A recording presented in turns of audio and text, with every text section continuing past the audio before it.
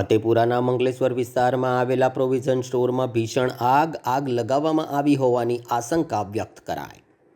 વડોદરા શહેરના ફતેપુરા મંગલેશ્વર ઝાંપા પાસે આવેલી દ્રષ્ટિ પ્રોવિઝન સ્ટોર નામની દુકાનમાં વહેલી સવારે આકસ્મિક આગ ભભૂકી ઉઠી હતી। દુકાનમાંથી ધુમાડાના ગોટે ગોટા નીકળતા તાત્કાલિક બનાવની જાણ કરવામાં આવતા ફાયર બ્રિગેડના જવાનો અને જીઈબીની ટીમ ઘટના સ્થળે દોડી આવી હતી અને આગ ઉપર કાબૂ મેળવ્યો હતો।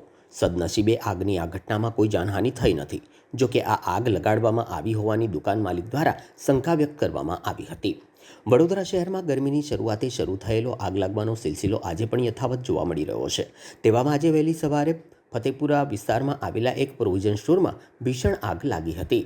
સંગમ સંવાદ ક્વાર્ટર્સમાં રહેતા અનિલ રમણભાઈ સોલંકી ફતેપુરા વિસ્તારમાં આવેલ મંગલેશ્વર ઝાંપા નજીક અને કુંભારવાડા પોલીસ સ્ટેશનથી સામાન્ય અંતરે 20 વર્ષ ઉપરાંતથી દ્રષ્ટિ પ્રોવિઝન સ્ટોર નામની દુકાન ચલાવે છે।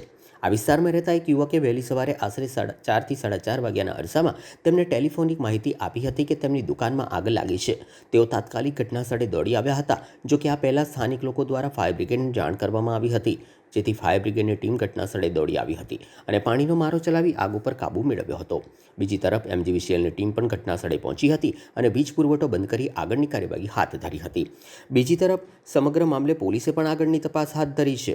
મહત્વની બાબત છે કે દુકાન માલિકે આ આગ લગાડવામાં આવી હોવાની શંકા વ્યક્ત કરી હતી। આગની આ ઘટનામાં મોટું નુકસાન થયું હોવાનું જણાવાયું હતું। અમે લોકો સંગમ સંવાદ ક્વાર્ટર્સમાં રહીએ છીએ ને દુકાન અમારી મંગલેશ્વર ઝાંપા નાકા પર આવેલી છે ને આયા ત્યારે તો ફોન આવ્યો અમારી પર, અમે આયા તો આગ લાગી ગયેલી હતી। પણ આગળ બી અમારે 2 વાર ચોરી થઈ હતી, પછી હમણાં બી આ આગ લાગી। એટલે અમને તો થોડો શંકાનો દાયરો છે કે ભાઈ અમારી પર આ કોઈ વ્યક્તિ અમારી પર નજર રાખે છે ને અમને અહીંયાથી હટાવવાની વાત કરી રહ્યા છે। નુકસાન અમારું 3.5 થી 4 લાખ રૂપિયા થયું છે ને અમને પોલીસ પ્રશાસનના તરફથી બી અમને કહેવામાં આવ્યું છે કે તમારી તપાસ થશે એટલે અમને ન્યાય મળવો જોઈએ। હા, કારણ તો અમારે એવું છે કે અમે આયા ત્યારે આગ લાગેલી જ હતી અને લાઇટ પણ ચાલુ હતી, લાઇટો બી ચાલુ હતી। પછી આયા પછી લાઇટનું કનેક્શન કાપી નાખેલું છે એટલે અમને તો થોડો ડાઉટ છે જ, શંકા છે જ કે અમને અહીંયાથી દુકાન ખાલી કરીને અહીંયા સંગમ સંવાદ રહેવાનું ને અહીંયા દુકાન ખુલી છે એટલે અમને ખાલી કરાવવાનો એ લોકોનો પૂરેપૂરો ઈરાદો છે। એટલે અમને થોડી શંકા તો છે જ।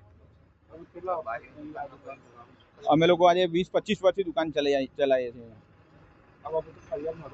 હા, ફરિયાદ તો નોંધાવી પડશે। અમે પ્રશાસન પર પૂરેપૂરો ભરોસો છે કે અમને ન્યાય મળશે। મારું નામ સોલંકી અનિલ રમણભાઈ।